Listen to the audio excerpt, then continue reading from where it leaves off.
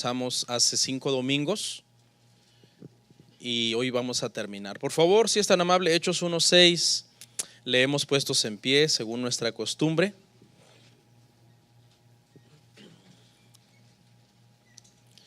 Un ratito, hermano, no le va a pasar nada. Póngase un poquito en pie. Es bueno para la circulación. Y si por algún impedimento físico no puede, pues entendemos. Amén. Dice la palabra del Señor, Hechos 1:6 al 8. Entonces los que se habían reunido le preguntaron, diciendo: Señor, ¿restaurarás el reino a Israel en este tiempo? Y les dijo: no os toca a vosotros saber los tiempos o las sazones que el Padre puso en su sola potestad.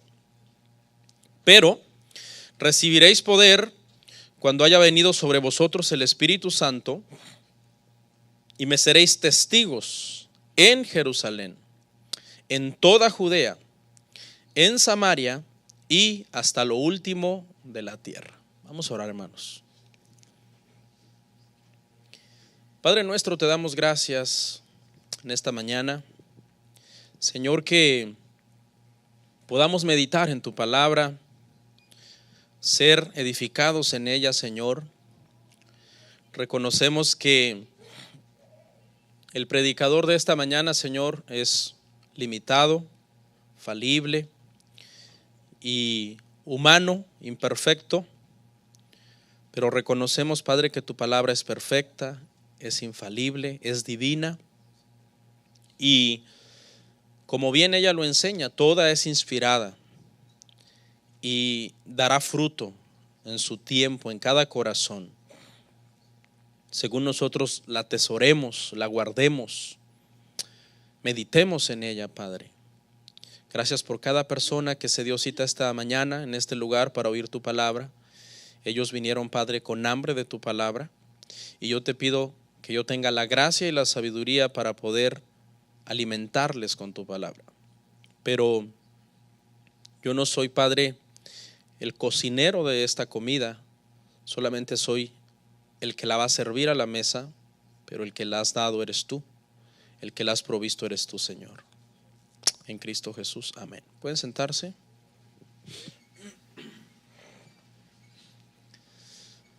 Gloria al Señor.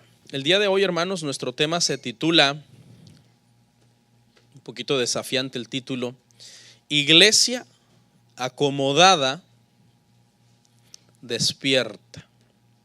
Iglesia acomodada, despierta. Amén. Es un tema desafiante, hermanos, nos desafiará a muchos, nos incomodará, pero ese es el propósito, que nos incomode, porque no podemos estar cómodos durmiendo en nuestros laureles, como dice el dicho. ¿Sabe por qué?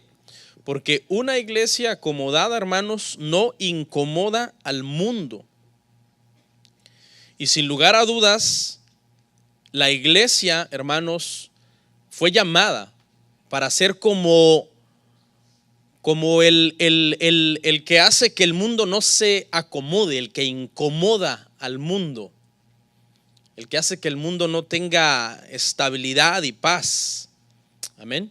Espero que este sermón, hermanos, haga una marca en nuestro corazón y nos lleve a un cristianismo más radical. Necesitamos cristianos más radicales en estos tiempos, hermano.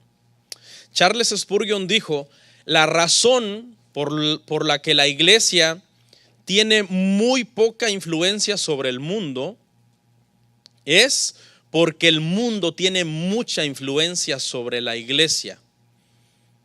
O sea, la razón por la que la iglesia influencia tan poquito al mundo es porque el mundo tiene más influencia sobre la iglesia. En lugar de que la iglesia gane al mundo para Cristo, el mundo se ha metido a la iglesia y la iglesia se ha vuelto diluida en su mensaje y no radical en lo que cree. Y ha comprometido muchas cosas que en la Biblia son radicales y que no son negociables. Si usted estudia la historia de la iglesia tiene 2000 años de historia, hermanos, desde que nació. Si usted estudia todas las eras de la iglesia cristiana desde hace 2000 años, usted va a encontrar un dato muy peculiar. Cada vez que la iglesia estaba cómoda, prosperada y tranquila, la iglesia caía en inmoralidad sexual, en herejías y en toda clase de cosas abominables ante Dios. Fíjese el dato tan espectacular que nos arroja la historia. Estudias la historia de la iglesia y descubres que en los momentos en que la iglesia no era perseguida, en los momentos en que la iglesia tenía la protección del imperio, o tenía dinero, o tenía bienes, siempre había junto con eso inmoralidad sexual y todo tipo de práctica abominable. Pero curiosamente también cuando se estudia la historia de la iglesia y se estudian las etapas de persecución, las etapas difíciles de la iglesia, siempre era porque la iglesia quería agradar a Dios, quería hacer la voluntad del Señor. Vamos a analizar nuestro pasaje brevemente. Número 1, encontramos en lo que leímos una pregunta de parte de los discípulos hacia el Señor. Y la pregunta es: ¿restaurarás el reino en este tiempo? Usted sabe, Jesús está acabado de resucitar. Y cuando Jesús resucita se queda 40 días con los discípulos. Valga la redundancia, discipulándolos, porque tenían una misión muy grande delante de ellos. Y la misión era continuar con la iglesia que Jesús compró con su sangre. Sin embargo, los discípulos, hermanos, ignoraban que Jesús estaba a punto de irse. Ellos no sabían que Jesús estaba a punto de irse. Y ellos lo que le preguntan es: ¿restaurarás el reino en estos tiempos? Sabemos que el reino del Señor tendrá su momento, tendrá su tiempo en la tierra. Pero Jesús les dijo en respuesta: no os toca a vosotros saber los tiempos y las sazones que el Padre puso en su sola potestad. O sea, no se estén adelantando a tratar de ver qué es lo que se va a hacer en este tiempo. Se sabe, hay una tendencia, hermano, en el humano a tratar de adelantarse a lo que va a pasar. Para muchos cristianos, ayer fue el fin del mundo. Como que no fue, o sí, o es un sueño esto. ¿O no estamos acá? Hermano, no caiga en esos errores, hermano, fantasiosos. Nunca le ande dando share a esas cosas, que el fin del mundo, que cosas como esas. Porque mire, toda la gente que dijo eso ya quedó avergonzado y han perdido su crédito por eso. Y el Señor le dice: no os toca a vosotros saber los tiempos y las sazones, es decir, las eras, porque no venía el tiempo del reino todavía. Lo que venía era el tiempo de la iglesia. Y era un tiempo difícil, es un tiempo difícil todavía ser cristiano. Obviamente aquí en Occidente pues no es tanto como estar en Oriente. Aquí ser cristiano es relativamente fácil. Pero a Jesús, hermanos, la iglesia que Él compró, la compró, hermanos, con sudor, literalmente mezclado con sangre. La compró con muchas lágrimas y con mucho dolor y mucha sangre. Ese fue el precio que Jesús pagó por la cruz, por la iglesia, hermano. Y esa es la etapa en la cual los discípulos estaban a punto de entrar, la era de la iglesia, la era en que ellos tenían que seguir las pisadas del maestro en ese sentido. Pero les da un ánimo y les dice: pero recibiréis poder. O sea, no lo van a hacer por sus propias fuerzas. Recibiréis poder cuando haya venido sobre vosotros el Espíritu Santo. Porque hacer la obra del Señor, hermanos, en nuestra humanidad es imposible. Nosotros somos unos simples y débiles mortales. Si dependiera de usted hacer la obra del Señor, usted nunca la haría. Pero no depende de nosotros, sino que el Espíritu Santo que está en nosotros es el que nos da el poder para hacer la obra del Señor. Si por usted fuera, hermano, ahorita no hubiera venido. Su carne quería seguir durmiendo, pero es la obra del Señor en nosotros que nos levanta y nos impulsa, nos propulsa para seguir adelante haciendo la voluntad del Señor. La palabra para poder es la palabra dunamis, es la palabra griega dunamis, y se refiere a un material con el que se fabrica la dinamita. ¿Para qué se usa la dinamita? La dinamita se usa para hacer explosiones en minas, para demoliciones, Para la guerra se utilizaba la dinamita. Y eso describe a la perfección la oposición que los discípulos iban a encontrar. Se iban a topar a un imperio, primeramente a una máquina religiosa tremenda que era la máquina judía, la maquinaria de la religión judaica, que fue como una piedra de tropiezo en el camino de los cristianos, pero por medio de la dinamita tuvieron que romper esa piedra. Y luego se iban a topar a un imperio romano que les iba a hacer la guerra, pero no era, los cristianos no se tenían que defender a golpes, a puños, no, sino que tenían que poner la otra mejilla, dice. Y el Señor les dijo: y no teman a los que les van a matar el cuerpo, tranquilos, teman al que puede matar su cuerpo y echar su alma en el infierno. Eso fue lo que Jesús les dijo para animar a sus discípulos, porque tenían una tarea muy grande por delante. Y mire lo que les dice: y ese poder que van a recibir, ustedes lo van a usar para ser mis testigos. La palabra griega es martus, de donde viene la palabra mártir. Y mártir significa literalmente el que muere por su fe. Jesús les puso el ejemplo. Jesús murió por lo que él predicó, murió por lo que él enseñó. Y ahora los está llamando a los discípulos a hacer la misma tarea. Estos hermanos, estos discípulos, escuche, no estaban jugando a la iglesita como muchos. No estaban jugando al cristianito. Hoy sí vamos, mañana no. No estaban jugando, hermano, al predicadorcito. Oye, si predicamos o no predicamos, ¿tú qué dices? ¿Lo hacemos o no? ¿Nos apegamos a la palabra o siempre mejor comprometemos el mensaje? Esta gente fue muy radical porque recibieron una transformación al nacer de nuevo. ¿Cuántos nacidos de nuevo hay acá? Demuéstralo con tus frutos. Demuéstralo con tus frutos. ¿Tienes pasión por Dios? ¿Tienes pasión por su palabra? ¿Predicas el evangelio a otras personas? ¿Sirves a Dios con todo tu corazón? Se necesita gente que tenga una conversión verdaderamente radical. Jesús era un predicador radical y los discípulos que no eran radicales se quedaron en el camino. Solo los radicales permanecieron hasta el final. Cuando el mensaje de Jesús comenzó a sonar fuerte y duro, los emocionales, los religiosos, los que andaban buscando agendas personales, que nos dé de comer Jesús, ¿qué hicieron? Lo abandonaron. Solo los radicales permanecieron hasta el final. Porque el mensaje de la Biblia, hermanos, es un mensaje radical. O es blanco o es negro. Si tú dices no, es gris, estás descalificado. O eres blanco o eres negro en el sentido de tu postura. Tiene que ser clara y definida en el cristianismo. Por eso el Señor les dice a los discípulos: la tarea que tienen por delante es difícil, pero número uno, recibirán poder, no estarán solos. Humanamente, hermanos, es imposible ser cristianos. Usted está aquí sentado el día de hoy por la gracia del Señor. ¿Qué significa gracia? Favor no merecido. Y número dos, Jesús les dice: y me seréis testigos. Es decir, esto implicará sufrimiento. Van a sufrir por mí. Ahora vamos a entrar a otra parte del sermón que titulé: ¿qué significa ser un cristiano radical? Filipenses 3:4 al 8, búsquelo.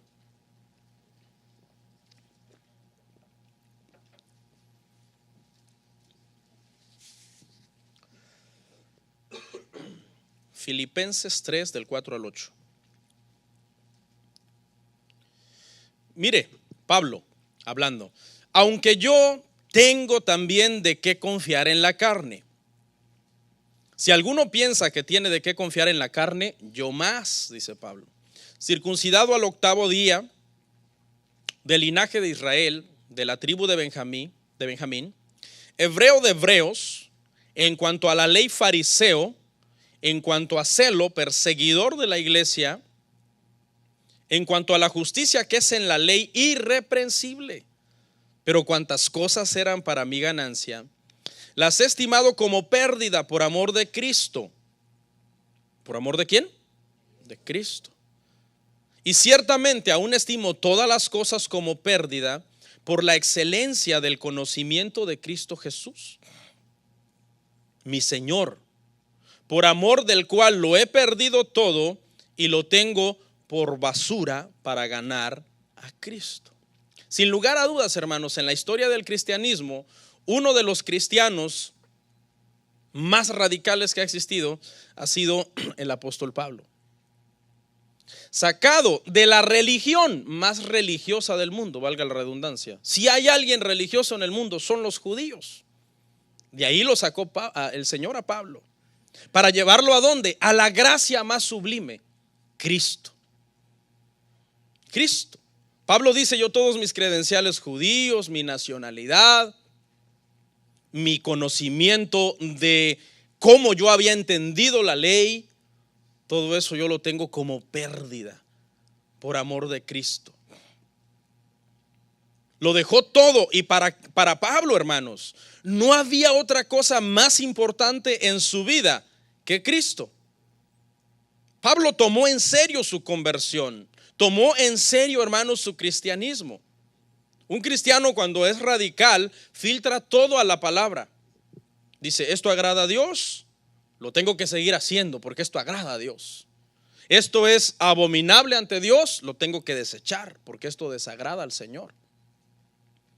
No podemos llamarnos cristianos y seguir viviendo en nuestra pasada manera de vivir, en disensiones, en pleitos, en malas palabras, en borracheras, en todas las obras de la carne que menciona Gálatas, en hermano, idolatría. ¿Por qué? Porque Jesús, hermanos, tomó en serio su cruz, y es nuestro deber tomar en serio la nuestra. Porque ¿qué dijo Jesús? Si alguien quiere venir en pos de mí, niéguese a sí mismo, tome su cruz y sígame. Esto no es negociable. Aquí no es de que si tú quieres, aquí es de que si eres o no eres en el Señor. La iglesia no debe tener miedo a ser radical, porque el que fundó la iglesia fue radical, Cristo. La iglesia no debe tener miedo al mundo, no debe diluir el mensaje. La iglesia debe llamar al pecado por su nombre. La iglesia debe de predicar un sermón radical, apegado a las escrituras, siendo claro y diciendo: el que practica tales cosas no es hijo de Dios. Dejando claro, no como un área gris que está un poco difusa, sino claro: fuera de Jesús no hay vida eterna. Ese es un punto que la iglesia lo debe dejar bien claro al mundo. Si a mí me enfurece un cristiano, es un cristiano que no tiene claro eso. Me enfurece. ¿No tienes claro que fuera de Cristo no hay vida eterna? Wow. Me dan ganas de santamente pegarle unas cachetadas santas. O sea, es una pérdida de tiempo un cristiano que no tiene claro que fuera de Cristo no hay vida eterna. Aunque usted no lo crea, hay muchas iglesias que han comprometido esa doctrina. Les han preguntado a muchos pastores y los han entrevistado en grandes canales de televisión: ¿tú qué opinas de tal gente que no es cristiana, pero que moralmente son buenos y tienen una religión? Ah, no, yo no soy nadie para decir a dónde van a ir. Debemos de ser radicales en eso, hermano. Esa no es un área gris en la Biblia. Esa es un área clara que debemos de marcar. La iglesia debe adorar de una forma radical. Debemos de venir aquí, hermanos, como manda la Biblia, levantando ¿qué? Manos limpias, sin ira ni contienda, corazones puros, frutos de labios que confiesen su nombre. ¿Sí o no? ¿Por qué? Porque la Biblia dice, escuche el Salmo, lo que dice: en los íntegros es hermosa la alabanza. ¿En quiénes? En los íntegros. Íntegro significa una persona de una pieza. Eso significa ser íntegro. Que es una persona sin doblez, que es cristiano y se acabó. Es cristiano de pies a cabeza. Yo le hago un llamado a los que suben a cantar aquí arriba, que canten con integridad. Porque si volteamos el salmo, ¿cómo diría, hermano? Diría: en los faltos de integridad la alabanza es fea, horrible. ¿Y qué significa que eres íntegro? Que lo mismo que tocas y cantas y haces acá arriba es lo mismo que eres en lo secreto, en el trabajo, en la casa y donde quiera que estés. Con eso no estoy diciendo que son perfectos, son humanos, pero hay un temor y una devoción hacia el Señor. Las conversiones de la iglesia, hermanos, deben de ser radicales. ¿Sabe, hermano, que en las iglesias que se predica un mensaje bíblico confrontativo, las conversiones no son muchas? Las conversiones, usted no va a ver aquí gente corriendo al altar: quiero ser cristiano. No, porque desde el principio le estás diciendo: eres o no eres. Si vas a ser, tienes que vivir así. Y entonces, como la conversión no es algo humano, no es algo que se pueda fingir, ellos saben que no pueden ser cristianos porque conocen su vida que llevan en lo secreto. A George Whitefield, hermanos, un predicador de la época de 1700 más o menos, cuando él hacía campañas masivas y le predicaba a 10,000 a 20,000 personas, al final, hermano, de su sermón, muchas personas hacían una confesión de fe. Y cuando lo entrevistaban y le decían: señor Whitefield, señor predicador, ¿cuántas conversiones hubo hoy en su reunión? A pesar de que mucha gente pasaba a hacer la confesión de fe, él decía: lo vamos a saber en 6 meses o en un año, cuando tengamos tiempo observando a esta gente que pasó aquí, para ver si de verdad su conversión fue genuina. Hoy, ¿qué hace la iglesia? ¿Quién quiere ser cristiano? Dios le va a arreglar su vida y todo el mundo pasa corriendo. Pero no, Dios no puede, Dios no es así, hermano. A lo mejor tú te haces cristiano hoy y al ratito vas en el freeway y chocas y quedas, no sé, dañado en silla de ruedas. Ese es Dios también, ese es el mismo Dios, ese es el Dios verdadero. Pero hoy ofrecemos un evangelio al mejor postor y vendemos las conversiones engañando a la gente. Hoy tenemos la mala costumbre de llamar cristiano a gente que no ha dado fruto. No podemos llamar cristiano a alguien que no ha dado fruto. Por eso George Whitefield decía: déjenlos que den fruto. O sea, no los empiecen a llamar hermanos ya porque pasaron y hicieron una oración. Esperen, hay que observarlos. Hay que ver si van a estar acá, si van a vivir una vida que agrade al Señor. Esa es la conversión genuina, hermanos. Las conversiones tienen que ser radicales y nadie logra nada en la vida si no es radical. Aún, hermano, en lo secular se ve eso. El que no es radical en lo secular tampoco logra nada en lo secular. ¿Cuánta gente no dice: voy a hacer ejercicio para bajar de peso? Bueno, eso lo puede decir el 1 de enero, ¿no? Porque son los días de las promesas, de las expectativas. Pero obsérvalo en febrero, marzo, abril, mayo, ya está llegando a septiembre. ¿Y cuándo empiezas? Entonces, ¿qué pasó? Lo que dijo en enero no era radical, era una mentira, una emoción. La gente habla mucho en la emoción. La gente, cuando se emociona, es capaz de prometer cielo, luna y estrellas. Pero hay que observar, mucha gente todos los eneros: ahora sí comenzaré la dieta. Estoy poniendo ejemplos de que aún en lo secular, si tú no eres radical, no lo vas a lograr. Y en el cristianismo, las siguientes promesas: ahora sí este año leeré la Biblia.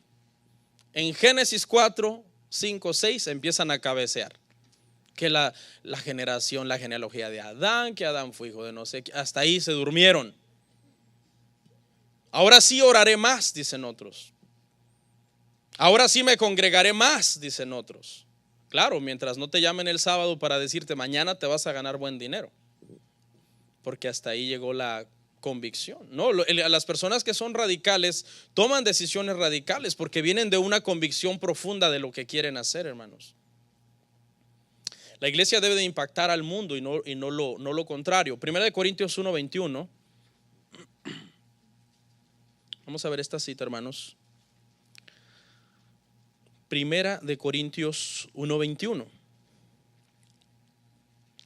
Dice: pues ya que en la sabiduría de Dios el mundo no conoció a Dios mediante la sabiduría, agradó a Dios salvar a los creyentes por la locura de la predicación. Escuche, cuando Cristo fundó la iglesia, hermanos, nunca fue la intención de Cristo que la iglesia y el mundo corrieran en líneas paralelas que nunca se cruzaban. O sea, el mundo acá y la iglesia acá. Esa no fue la intención de Cristo al fundar la iglesia. No, la intención fue que la iglesia impactara al mundo, pero no impactara de dejarlo impresionado por su capacidad en las cosas seculares. No, esa palabra impactar significa cuando dos objetos chocan en forma violenta y fuerte. Es decir, Cristo fundó la iglesia para que chocara contra el mundo y pusiera un freno al mundo en el sentido de la dirección que el mundo lleva. Por eso la iglesia jamás debe de comprometer su mensaje o vender el evangelio, tratando de llevarse bien con el mundo. Cada vez que el mundo le aplaude algo a la iglesia, algo está mal. Algo está mal. La iglesia, el mundo no puede aplaudirle a la iglesia cuando la iglesia es radical en lo que cree. Mire cómo un escritor que se llama C.J. Mahaney dijo lo siguiente, dijo: la iglesia hoy día no sufre tanto por la persecución por parte del mundo, sino por la seducción por parte del mundo. En otras palabras, yo lo pondría de la siguiente forma: el problema de la iglesia hoy día no es que el mundo sea su enemigo. Ese no es el problema de la iglesia hoy día. El problema de la iglesia hoy día es que el mundo es amigo de la iglesia. Ese es el problema. Porque si fuera su enemigo marcadamente, hay una guerra. La iglesia en su postura y el mundo en sus posturas. Pero cuando la iglesia y el mundo se hacen amigos, la iglesia no quiere como faltarle al respeto al mundo. Es como cuando tú tienes un amigo y tú lo aprecias y está haciendo algo malo. Te da un poco de penita corregirlo, ¿verdad? Te da un poquito así como de, le voy a decir, pero a ver cuál va a ser su reacción. Pero deberíamos de ser radicales y decirle la verdad, aunque sea nuestro amigo. Decirle: lo que tú haces, la forma como tú actúas no es correcta.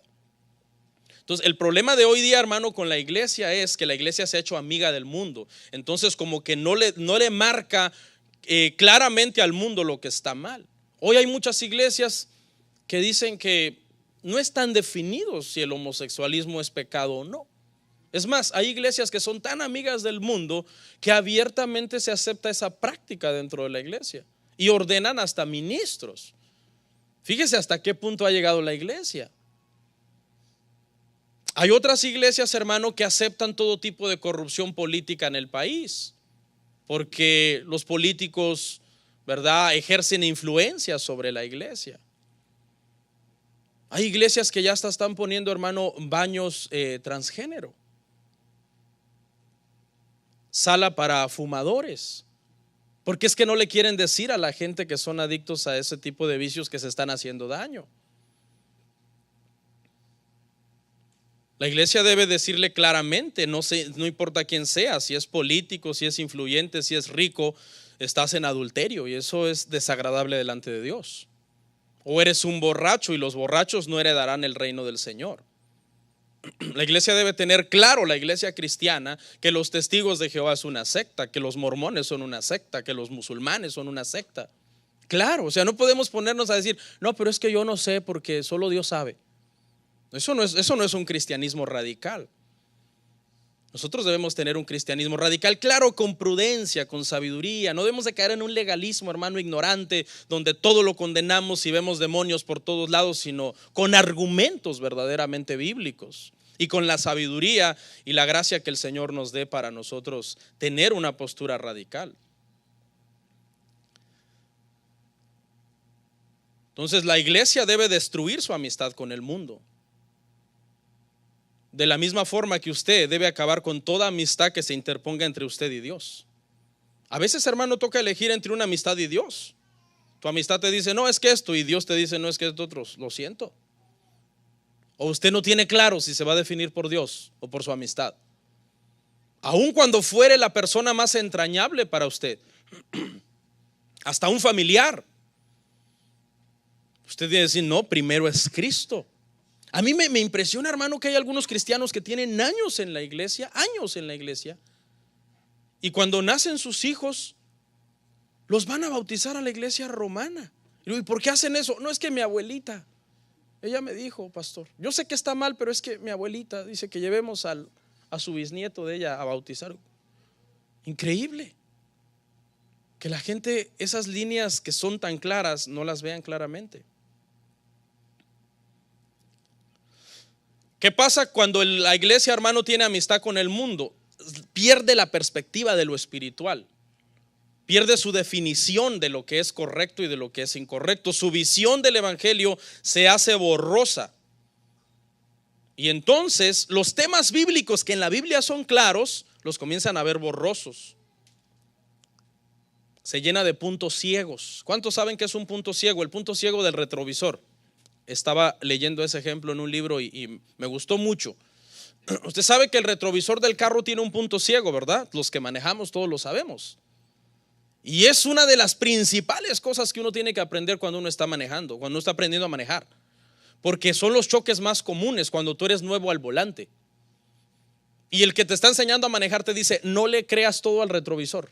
El retrovisor tiene un punto ciego. Te permite ver los carros más lejanos, pero el carro que está a la par tuya no lo puedes ver. A cierta altura, cuando está a la par tuya, no lo puedes ver. Hay un punto ciego en el retrovisor. Entonces, ¿uno qué aprende? Uno aprende a que espejeo y giro un poco la cabeza. Espejé para ver los carros más lejanos, pero giro la cabeza para ver el carro que está junto a mí. Irónicamente, el carro más cercano es el más invisible en el punto ciego, y el carro más lejano es el más visible. ¿Cómo aplica eso, hermanos, en la iglesia?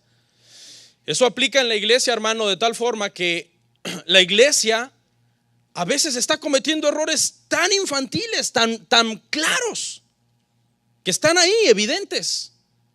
Pero el punto ciego no le permite, en el punto ciego no lo ven. Por ejemplo, un ejemplo, en la época 1700, 1800, 1900, acá en Estados Unidos, hermano, muchos cristianos estaban de acuerdo en que existiera la esclavitud. ¿Qué le parece? De hecho, algunos cristianos eran dueños de esclavos. Tenían sus esclavos, eran sus dueños. Y estamos hablando de una época, hermano, en donde había tremenda doctrina en la iglesia. Pero la iglesia había llegado a concebir que eso era normal, cuando es tan claro. Y la Biblia enseña que debe de amar a tu prójimo como a ti mismo. Fíjese, un mandamiento tan claro había quedado en un punto ciego en la iglesia. Y eso pasa cuando la iglesia comienza a tener amistad con el mundo.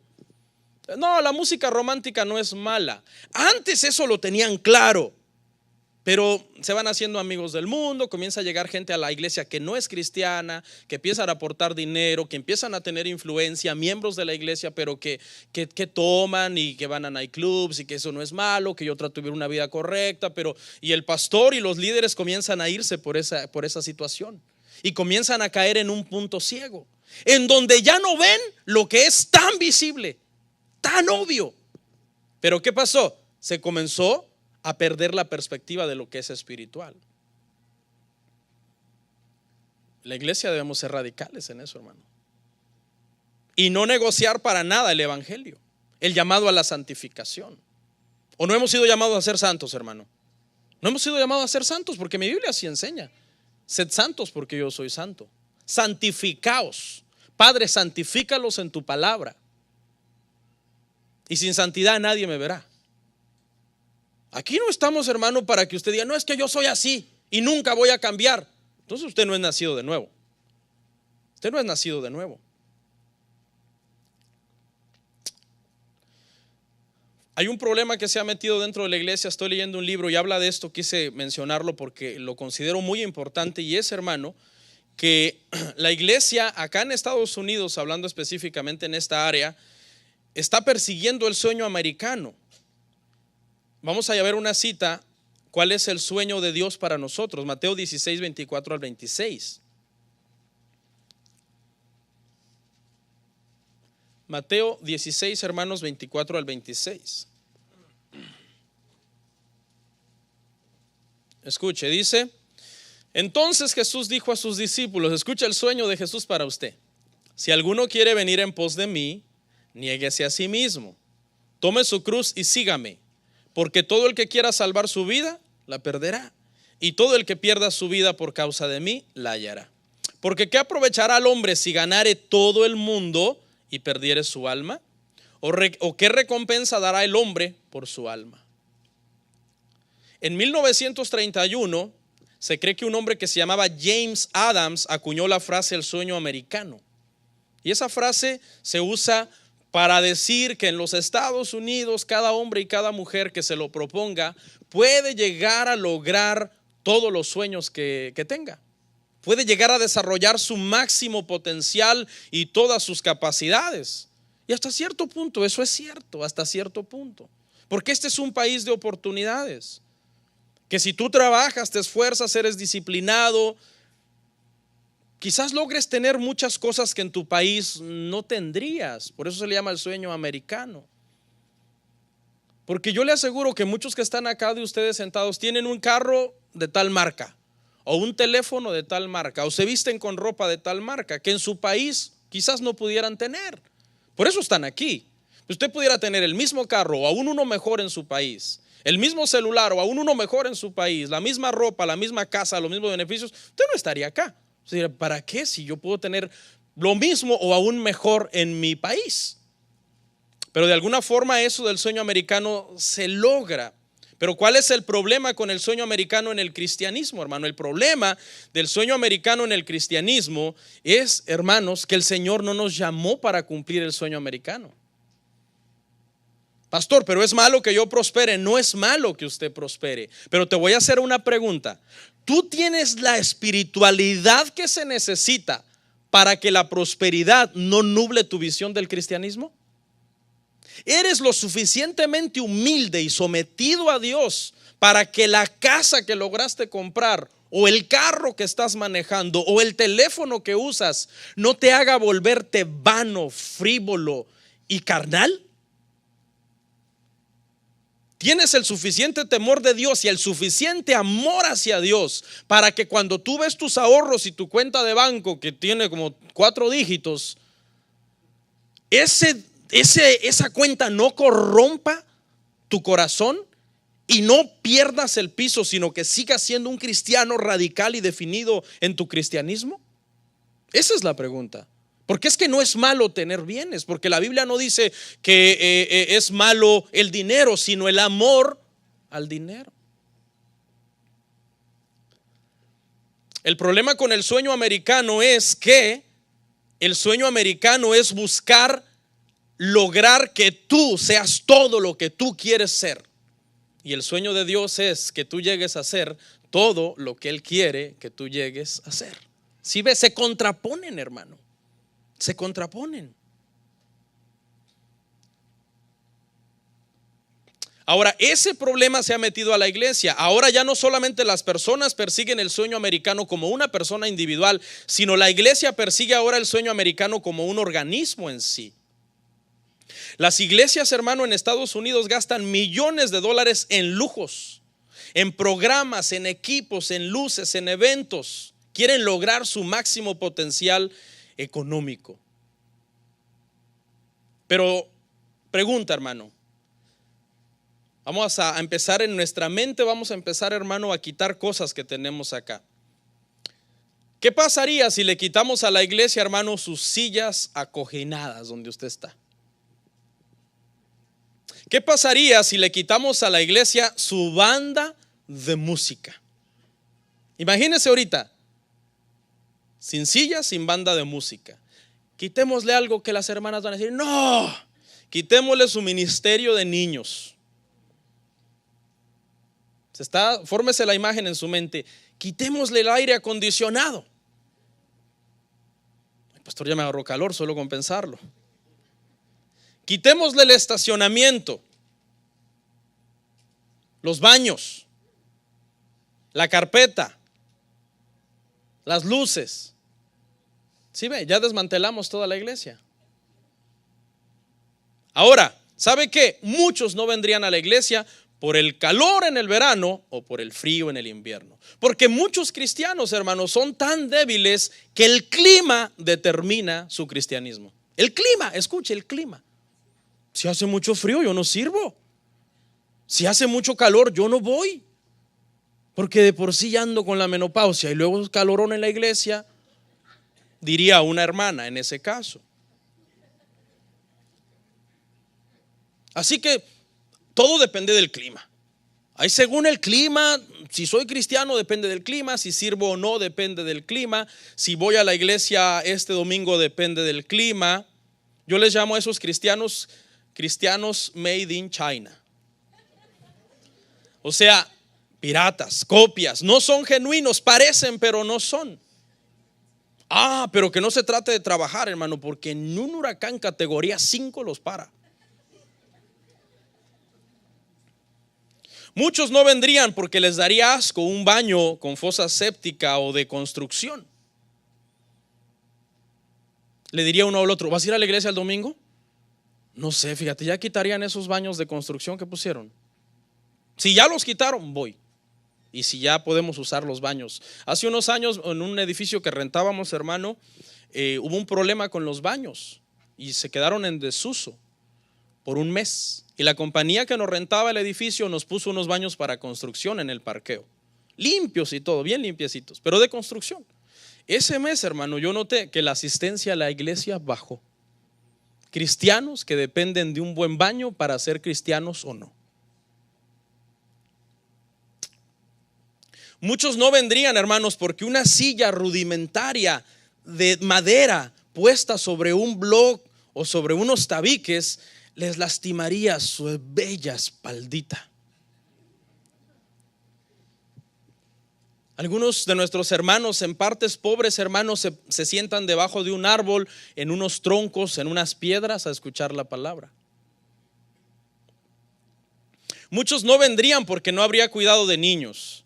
Y algunos dirán: pastor, pero eso sí es indispensable. ¿Dónde está en la Biblia? Pastor, no está en la Biblia, pastor, pero es pura lógica, hombre. ¿Cómo voy a oír la palabra con el niño ahí molestándome? No se haga usted con niño, sin niño no oye nada.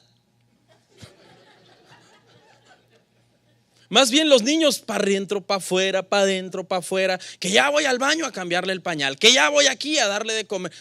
Era perder su tiempo a la iglesia y a estorbar a los demás.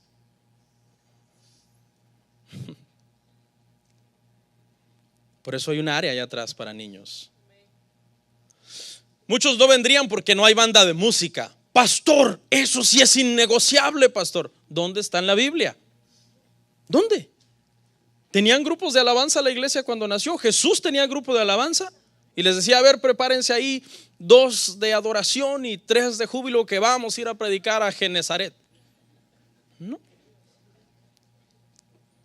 Pastor, pero eso sí, no lo podemos quitar, pastor, porque a mí me encanta cantar y danzar cuando los hermanos tocan. Y algunas veces, pastor, como que oraron y lloro, pastor.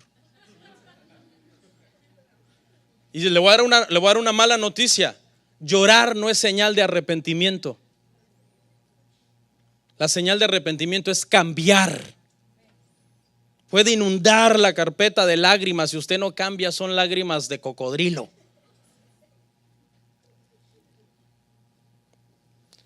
Muchos no vendrían porque tendrían que arrodillarse en la tierra. Y en la tierra a veces hay piedritas que se entierran en la rodilla. ¿Y tu pantalón Calvin Klein? No, se me va a dañar.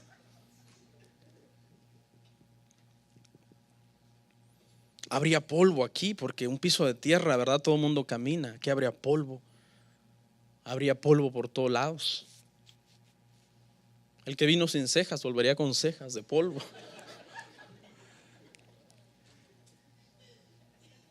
Y sin estacionamiento, ¿cuántos estarían dispuestos a venir en transporte público? ¿Qué es eso, pastor? ¿Con qué se come eso?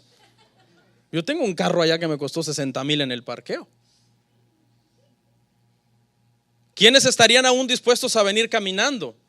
Algunos de ustedes que viven aquí a 10, 15 minutos en carro podrían venir. 1 hora y cuarto, 1 hora y media se harían y podrían venir caminando.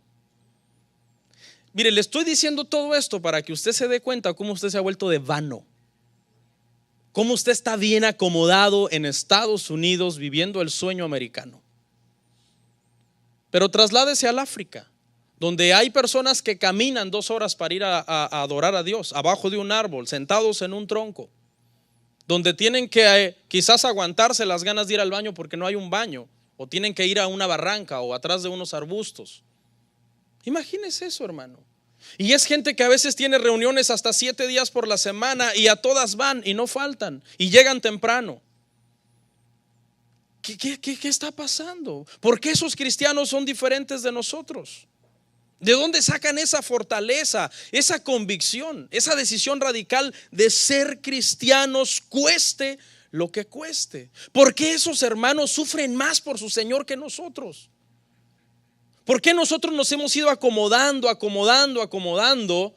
de tal forma que ahora pensar en, por ejemplo, hay gente, hermano, que se arruinó el carro? Escuche, no voy a ir a la iglesia porque se arruinó el carro. Pero para otras cosas sí pagan taxi, hermano. Para el mall, para el pediatra, para la corte. Para la iglesia, se arruinó el carro. Ya de por sí la carne no quiere ir. El carro es el pretexto perfecto para no ir. Llovió, no. Llovió, no puedo ir. Llovió. ¿Acaso vienes a pie por toda la 85 mojándote? No, pero es que cuando me parqueo tengo que pegar un sprint como de 30 metros y me va a caer agua en el pelo. Me lo alicé. Las hermanas, ¿no? Yo no me lo alicé. Hermano, vivimos un cristianismo tan cómodo en los Estados Unidos que cualquier cosa que te saque de tu comodidad, prefieres renunciar a lo que tienes que hacer para Dios a no incomodarte. Ese es el punto.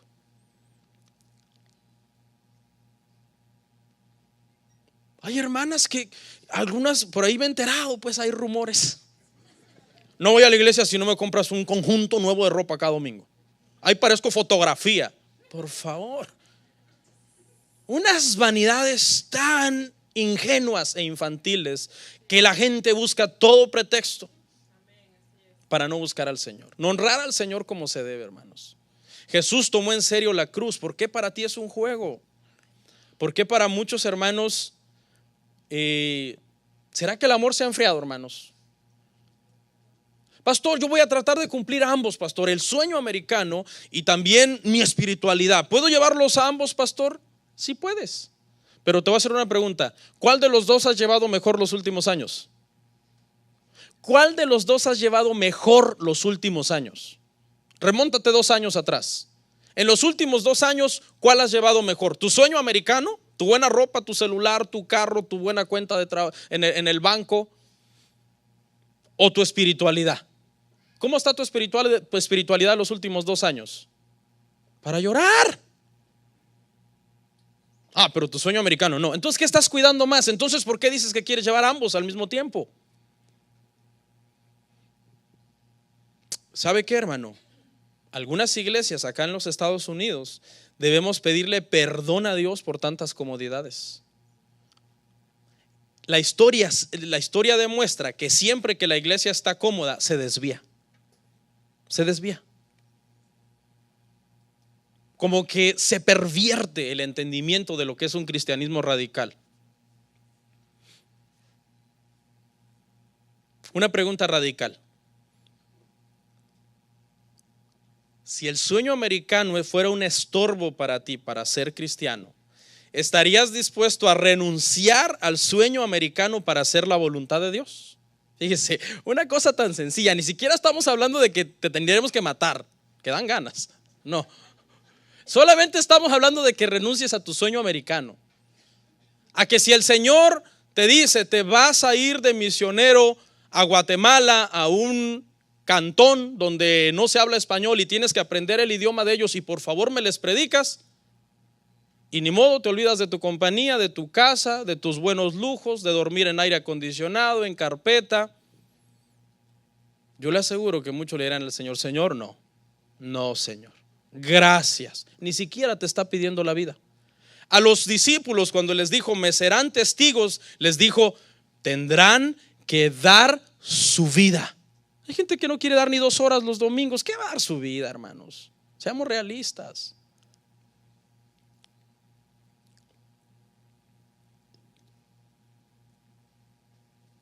Hemos sido llamados a tomar una cruz, a seguir al Señor. ¿Es mala la prosperidad? No. No estoy diciendo que no tengas una casa, no estoy diciendo que no tengas un carro, que no tengas un trabajo. Pero pregunta, ¿qué es prioridad en tu vida? Porque Pablo dijo, para mí Cristo es todo y lo demás basura. Ni siquiera dijo como nosotros diríamos, lo demás añadidura, ¿verdad? Porque eso diríamos nosotros, ¿sí o no? Ah, no, si el Señor me da añadiduras, pues gloria a Dios, que es bíblico. Pero aún a eso Pablo dijo, lo tengo por basura. En el original la palabra es más dura, es estiércol.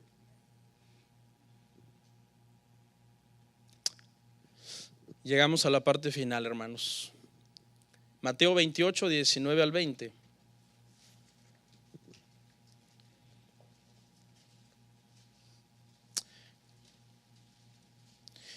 Escuche. Por tanto, id y haced discípulos a todas las naciones, bautizándoles en el nombre del Padre y del Hijo y del Espíritu Santo, enseñándoles que guarden todas las cosas que os he mandado. Y aquí, yo estoy con vosotros todos los días. ¿Cuándo? Todos los días. O sea, y eso incluye hoy, mañana, ayer, hasta el fin del mundo. Amén. ¿Sabe? Una de las marcas, hermano, que la iglesia se ha acomodado, que la iglesia está cómoda y necesita despertar de su letargo espiritual, es la falta de hacer discípulos. Para los cristianos radicales que se quedaron en la tierra para dar continuidad a la iglesia, esa era una marca. Tenían que hacer discípulos. Si en ti, escucha hermano, si en ti no hay pasión por predicar el evangelio a alguien que no es cristiano para hacerlo discípulo de Cristo, y esa pasión no existe, es probable que tu conversión tampoco exista. Porque ¿cómo se puede ser discípulo de Cristo si no tenemos pasión por cumplir la gran comisión? Hablarle del evangelio a otros que necesitan la salvación. 4 cosas se marcan en ese pasaje que leímos. Número 1, id. Id, no nos gusta id, porque implica moverse, implica desacomodarme, implica romper mi agenda, romper mi schedule. Eso lo hemos aprendido desde niños, que no nos gusta ir. A veces tú estabas jugando fútbol y tu mamá, ve por las tortillas. No, yo quiero ir, iba uno pero renegando. Id, es una orden, id. O sea, no van a venir a ti. Muévete, invierte tiempo, desplázate de un lugar a otro. Quizás tienes que ir a una casa a hablarle a alguien. Quizás tienes que ir a un hospital a hablarle a alguien. Quizás tienes que ir a una cárcel a hablarle a alguien. Hay cristianos tan perezosos que son capaces de decirle, tráiganmelo con la camilla aquí a mi sala, y sí le hablo. Id implica acción, implica salir de nuestro acomodo. Discipular, la segunda parte. ¿Sabe que Jesús jamás estuvo, hermano, en un salón de clases discipulando? Nunca. ¿O usted recuerda que Jesús dijo, bueno, el martes a las 7 van a ser los discipulados, acá está la dirección, tal cuarto? No. Jesús utilizaba, hermano, todo momento para discipular. Abajo de un río discipulaba. Perdón, abajo de un árbol. No, porque abajo de un río, pues como, aunque para él no era imposible, ¿no? Pero a la orilla de un río, en la montaña, cuando caminaba, en el camino, mientras comía, en todo momento él estaba discipulando. Fíjese que la iglesia ha vuelto el tema del discipulado algo como muy complicado, como muy sofisticado. Pero yo leía una definición, un pastor dice que la forma más sencilla de discipular a otro es enseñarle cómo lo haces tú. Que tú tienes 10 años de cristiano y vas a discipular a alguien. Ok, mira, así se lee la Biblia. En mis 10 años de cristiano yo la he leído así. Primero la leí desde Génesis hasta Apocalipsis.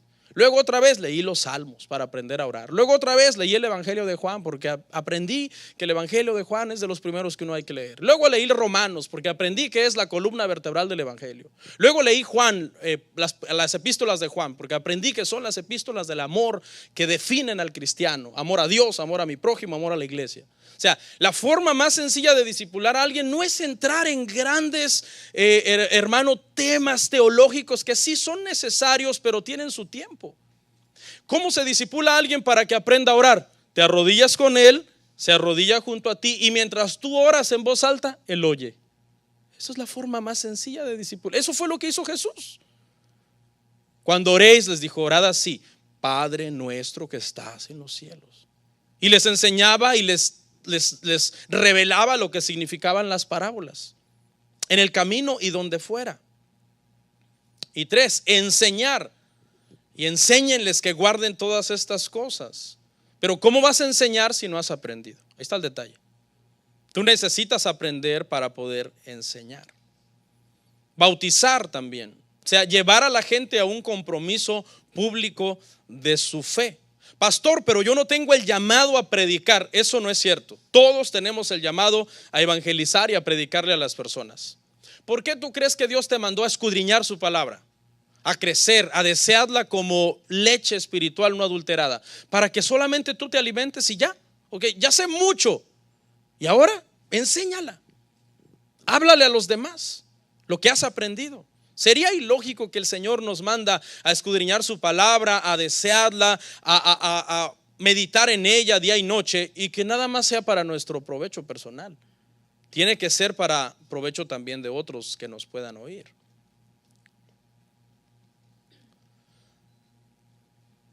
Nuestra predicación es necesaria, hermanos. Mucha gente necesita nuestra predicación.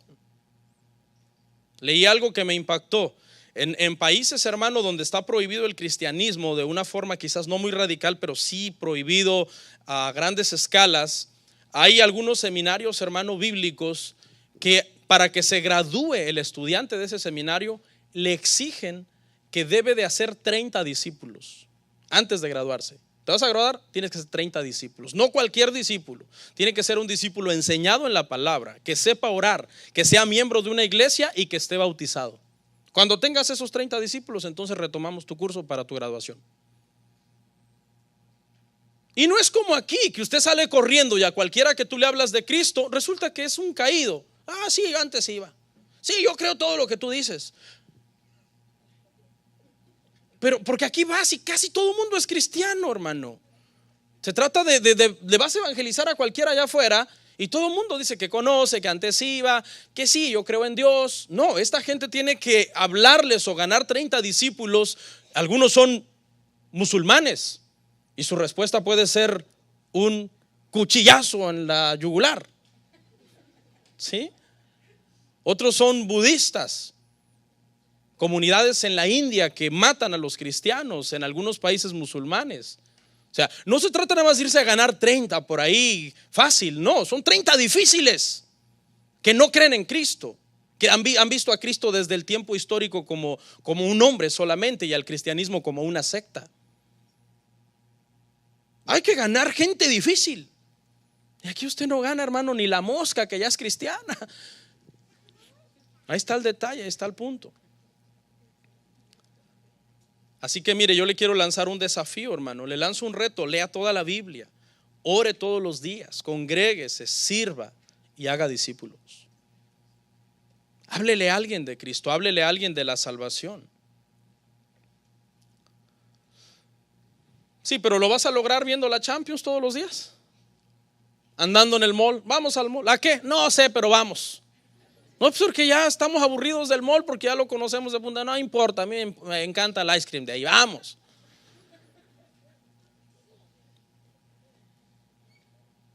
¿Lo vas a lograr jugando videojuegos? ¿O en tu teléfono? ¿Perdiendo el tiempo? ¿Cuál es la urgencia? La urgencia es de vida o muerte. Muchas personas se pierden sin Cristo. Pastor, pero usted nos ha enseñado que no se van a perder los escogidos del Señor. No se van a perder, pero hay un requisito: se van a convertir por tu predicación. Pastor, pero si yo no le predico, entonces no se va a convertir. El Señor va a mandar a otro, pero tú eres un siervo negligente, que no hiciste lo que tenías que haber hecho. Entonces, hermanos, es tiempo que salgamos de una comodidad de 4 paredes. Mire lo que está pasando en el mundo. ¿Han visto las noticias? La situación está difícil. Si muchos por eso vinieron hoy, por lo del temblor. Porque sí, esas cosas, hermano, está bueno que hayan venido por el temblor, hermanos, tranquilos, no se preocupen, no tengan pena. Porque Dios hace eso para sensibilizar el corazón del pueblo, el corazón de la gente. ¿A dónde más puede uno voltear, hermano, cuando estas cosas pasan? Para arriba. ¿De dónde vendrá nuestro socorro? Nuestro socorro viene del Señor, que hizo los cielos y la tierra. Pero necesitamos, hermano, nosotros ponernos en la brecha. ¿A quién de ustedes le gustaría irse de misionero a un lugar, hermano? Eso es una obra muy bonita. No, pastor, pero es que esto, es que el otro, es que aquello. Si alguien tiene eso en su corazón, venga, acérquese a nosotros y lo mandamos. Pastor, ¿y por qué no va usted? Bueno, ¿y qué estás haciendo tú?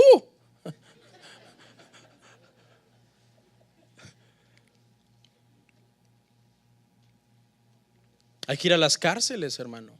Hay que ir a las cárceles a predicar. Hay que ir a los hospitales a predicar el evangelio. ¿Alguien que quiera donar una propiedad en su país? No, pastor, ¿cómo? Pues, espérese. No para mí, hermanos, para poner un orfanato, un desayunador para niños pobres. ¿Usted sabe cuántos niños allá en nuestros países van a la escuela sin desayunar o sin comer? Muchos. ¿Sabe qué aprenden? Nada. Si lo único que están pensando es en la tripa que está chillando. ¿Y usted? No, hermano, usted come, que da miedo. A lo mejor uno de ustedes tiene una propiedad y Dios le pone en su corazón, dónala, regálala, dala. No, pero es que es parte de mi sueño americano. Ahí está el problema. Pero es que es para cuando yo me retire y si hay un viejito, una viejita, cascarrabias, y a nadie me aguante, pues me voy a ir allá a recluir a un cuartito. Ahí está el problema. No quieres perder tu comodidad. Necesitamos que la gente aporte dinero para todas estas obras. Ya me metí en lo más sagrado. Pastor, por ahí hubiéramos empezado. Yo me voy. ¿Sabía, hermano? Es un pecado gravísimo que los que tienen dinero no apoyen estas cosas. Es gravísimo, hermano. Y aquí hay muchos que tienen, yo sé que tienen, que podrían bien hasta darle de comer a una persona me dijo que cuesta $400 al mes darle de comer darle de desayunar a unos niños en Honduras.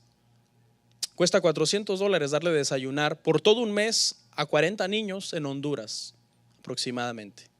Muchos de ustedes podrían pagar hasta medio año de esos desayunos, muchos de ustedes, pero desacompleta su sueño americano. Pastor, pero no es por obras, ¿sí? La Biblia dice claramente que la fe sin obras es muerta.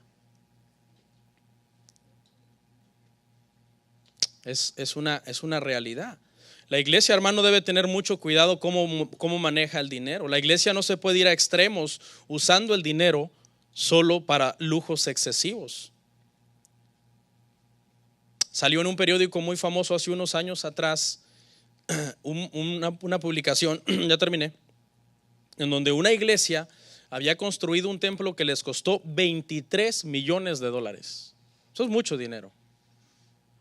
Y hasta abajo con letras chiquitas decía que esa misma iglesia había donado para los pobres en Sudán $5,000. Comparen las cifras. La diferencia es abismal. Abismal. ¿Qué es prioridad para esa iglesia? Nuestro edificio, nuestros lujos, todo lo que necesitamos, y esto es secundario. Esto es lo que nos sobró, lo que podemos dar o lo que… ¿Sí me entiende? O sea, no es malo tener un edificio, pero cuando se gasta tanto dinero en lujos extremos y se descuidan otras necesidades que se pueden suplir, es ahí donde está el pecado. Entonces debemos tener mucho cuidado, porque digo, la iglesia está en el sueño americano, pero porque los miembros de la iglesia también van tras el sueño americano. Y mucha gente dice, queremos una iglesia pero lujosa. Hay gente que ve un edificio pobre y todo y dice, no, ¿yo qué hago aquí? Esta iglesia no tiene visión, es pobre, mira. No tienen buenas sillas, no tienen buena luz, no tienen o sea, como si eso fuera el evangelio. Y el evangelio es el mensaje, hermano, el mensaje de la palabra del Señor. Oramos.